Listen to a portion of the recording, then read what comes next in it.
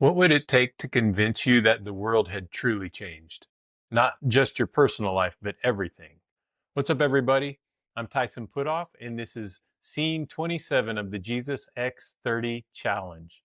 We're drawing from my 3-volume book project on Jesus called Jesus, the Strategic Life and Mission of the Messiah and His Movement. All 3 volumes are out in print and in ebook. Grab your copies wherever you buy your books. You're not going to want to miss out.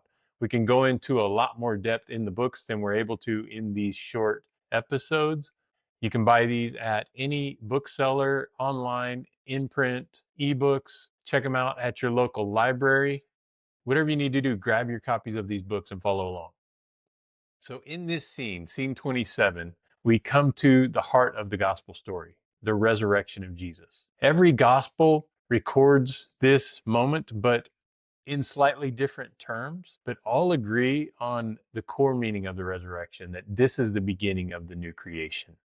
This is not just that Jesus has come back to life, this is that something entirely new has begun. Jesus was crucified on a Friday, remember? And then he rose on Sunday morning at some point. We don't know exactly when. So early that Sunday morning, a group of women went to the tomb with spices to complete the burial process. And we read this in Luke 24. So they expected to find a sealed grave. Remember, there was a giant stone placed in front of it. There were guards around the tomb in the immediate days after Jesus' crucifixion. But instead of finding all of that, what they found was the stone had been rolled away. And inside the tomb, there was no body. There were folded burial cloths. And when they're there, they encounter these angelic messengers. And the messengers ask them, "Why do you seek the living among the dead?" Luke 24:5. And that's a question that I think still echoes and should echo and resonate with each of us. It's kind of a reminder that faith doesn't live in places of despair. Resurrection calls us to stop clinging to what's gone and to notice what God is actually doing right now. All 4 gospels highlight that women were the first to receive this news: Mary Magdalene, Joanna, a couple of others.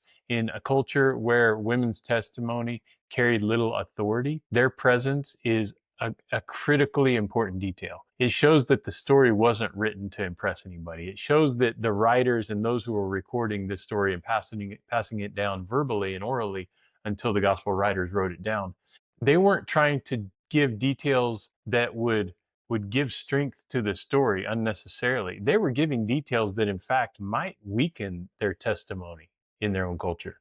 By saying that women were the ones that witnessed this, that automatically weakens your story. And if it's not true, that story is not going to hold water. But because it was fact, because it was truth, they decided we're sticking with it. And I think in that honesty, in those moments, in those testimonies, that it's just one more added layer of reasoning that we can actually trust the reality of the truthfulness of the gospels and the reality of the resurrection of Jesus. So John's account focuses on Mary Magdalene. So she remains near the tomb, she's grieving, she's assuming that the body has been stolen. And then she hears a voice speak her name. It says Mary. And it's a quiet moment. It's in the early mornings in this peaceful garden burial site. But this moment changes everything. And immediately she recognizes Jesus and instantly calls out Rabboni, which means teacher. And Jesus tells her, "Don't cling to me." Not as a moment of rejection, right? But as a redirection of her understanding of who he is and what's going on at this point. The resurrection, he's making the point that it's not about holding on to what was, it's about learning to live in this new and radically changed moment of reality. So Peter and John hear the report and they run to the tomb. And John, he looks in first. Peter steps inside. They see the linen cloths folded carefully. There's nothing about this moment that suggests theft or chaos in the middle of the night, right? This suggests that something systematic, something authoritative has happened. And Jesus, when he leaves the tomb, he doesn't leave it in a flurry, in a haste. He leaves it as one in command. And Luke adds another story after this. Okay, so the same day, There are two disciples walking from Jerusalem to Emmaus. It's just a short trip, a few miles outside of Jerusalem. And they're discussing all of this. So they were in Jerusalem during the crucifixion, and they were there for Passover.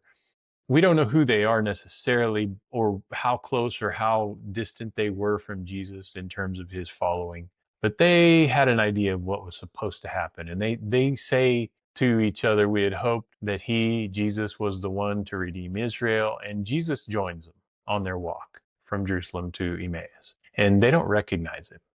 And along the way, he explains the Hebrew Bible, the scriptures, to them. And he starts to point out that what has actually happened in the way Messiah actually ended up being a Messiah, right, through crucifixion and resurrection, that all is laid out in Scripture. They still don't recognize him. They don't recognize him until they're sitting at dinner with him and he breaks bread. And at that moment, their eyes are opened. And it's just this fascinating moment that tells us a little bit about how God reveals himself. And God reveals himself, Jesus reveals himself in this moment, not through this really majestic, spectacular event, but through fellowship with them. They're sitting at a table eating, and boom, that's when they recognize it. And they immediately return to Jerusalem to tell everybody else about what they've just experienced. And this clearly, this experience shifts them from disappointment to mission. They can't keep this moment a secret. They can't keep it to themselves. And so, skip ahead to that same evening. Jesus appears to the larger group of disciples. So remember this, they're all gathered behind locked doors. They're afraid that they're next on the hit list. If the leader of their movement, their revolutionary movement, has been crucified, then they're next, most likely. Like they were right to be afraid that they were going to be arrested. So they're hiding somewhere in Jerusalem, and they're hiding behind locked doors. And Jesus appears to them in the room, just shows up. And his first words are, "Peace be with you." Sure. Yeah, we've just seen the dude crucified, and we're hiding out so that we don't get arrested and crucified next. And you're going to tell us, "Peace be with us." And he shows them his hands and side, and he eats with them. And he demonstrates that this whole resurrection business, it's not this phantom, like ghost like appearance in which he's sort of there but he's sort of not. This resurrection business is physical. It's a recreation moment in which the physicality of Jesus, everything about Jesus that was alive and crucified, is now returned and recreated, and now in an even more glorified state. It can do some really cool stuff, this resurrection body. And in these moments, Jesus brings them some calm and he eases their fears. And now, remember Thomas, he wasn't there. We call him Doubting Thomas. About a week later, Jesus appears to again, and he encounters Thomas at this point. So Thomas wasn't in the room with him. Thomas wants a little more confirmation about what's going on. And so he says, I want to see you. I want to touch it. I want to know that this is real. So Jesus says, hey, put your finger in my hand and in my side. And I think, Thomas gets a bad rap. He's doubting Thomas. He's the one who lacked faith, is what we often look at him as. Jesus doesn't rebuke Thomas for his need for a little more evidence. Jesus knows Thomas is being honest. He legitimately wants to know if this is the real Jesus, because yeah, this is momentous. This is spectacular. This is really unheard of. And Jesus doesn't rebuke him. He just invites him. I think that's important because there's a strong urge, especially in more conservative evangelical movements, to put a damper on doubts, to put a damper on questioning and seeking even and especially more difficult questions. And the way that move resonated with me growing up was that doubt means a lack of faith. A lack of faith is teetering on not believing in Jesus, and not believing in Jesus means you're not going to heaven. And so to prevent all of that chain of events, we just we don't have doubts. We don't ask questions. We just accept it and we move on. And all that does is cause more trouble. And I think in this moment, Jesus shows that he's not threatened by some doubt. He's not threatened by us asking for a little more evidence because he has it to give. He can prove it. Even further, he wants us to inquire. Just like Thomas, he didn't shame Thomas. He said, yeah, bring it on. And he replies, blessed are those who have seen and believe. And so faith isn't blind optimism. It's trust in the reliability of what God is doing and has done in Jesus. There's another detail in these moments that's important, and that's that Jesus's scars are not gone. He's still, even in his recreated, resurrected body, he still has his scars. And I think the point there, the important detail to keep in mind is that even in the victory, even in the glorious moments, the wounds aren't erased. They're not removed. They're healed. They're redeemed. The cross isn't undone just because Jesus is now alive. It's just fulfilled. The meaning all comes together. And I think that this all suggests that suffering can be used as a reminder that pain doesn't get the last word. Theologically, the resurrection changes everything. So we've talked about this before. I've done an entire other podcast episode. I've written on this. I'm writing a book about this singly, this idea. But in ancient thought, death was more than an ending. It was more than a state of being, right? Death wasn't just not being alive. Death was actually thought of in the ancient world as a power, a force, an entity. In some traditions around the world of ancient Israel, like in Canaan, death was actually a living deity. And it was the chief enemy of order and of the good gods in those other cultures. And even in the Hebrew Bible, even in the Old Testament, death is depicted in these ways as a living entity who's trying to undo everything that God seeks to establish in his created order. And Isaiah addresses this in Isaiah 25:8, where he essentially predicts a day when God is going to defeat the powers of death, and he's going to swallow death and defeat it.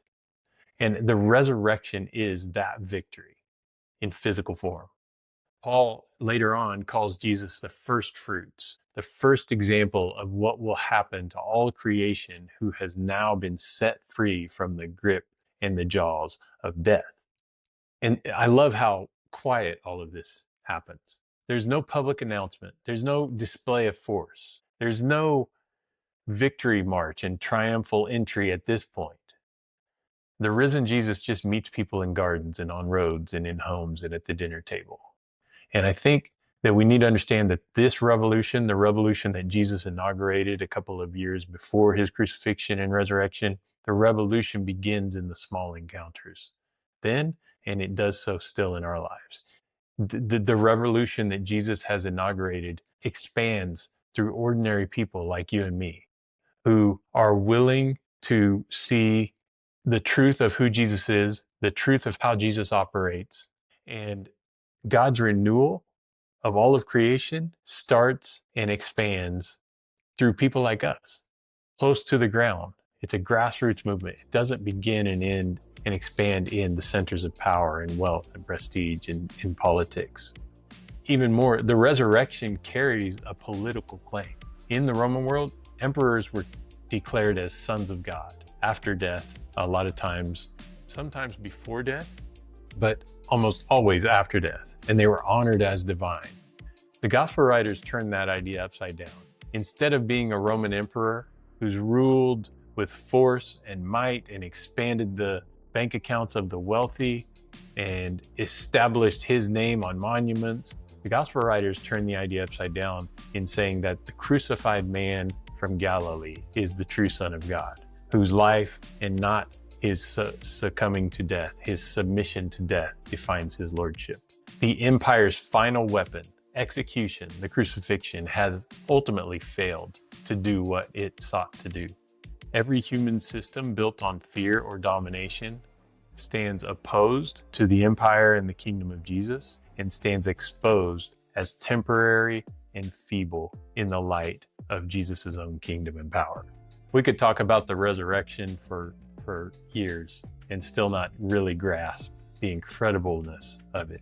But I think there's something about the resurrection that a lot of people take as support for the idea that we're going to escape the world, that Jesus rose from the dead, went back to heaven, we're going to go there and join him someday. And so it's used as this kind of model for escaping the current order. The resurrection doesn't promise escape from the world. The resurrection promises renewal within it. And it calls us as resurrection people, as those who participate in the presence and the spirit and the life and the resurrection existence of Jesus himself. It calls us to stay in the world and bring resurrection to this dying creation. It teaches us, I think, that God's power works quietly, it restores, it heals, and it brings order where we only see loss and chaos and disorder. And I think maybe that's the challenge, not just to believe that the resurrection happened, because a lot of us do, and especially those of us who've grown up in a Christian setting, but instead to move on to living out as if the resurrection happened, living as resurrection people, to see every act of forgiveness, every moment of courage, every new beginning, even every moment of failure and disappointment and heartache as a moment to extend the life of the resurrection to someone nearby, to someone in need.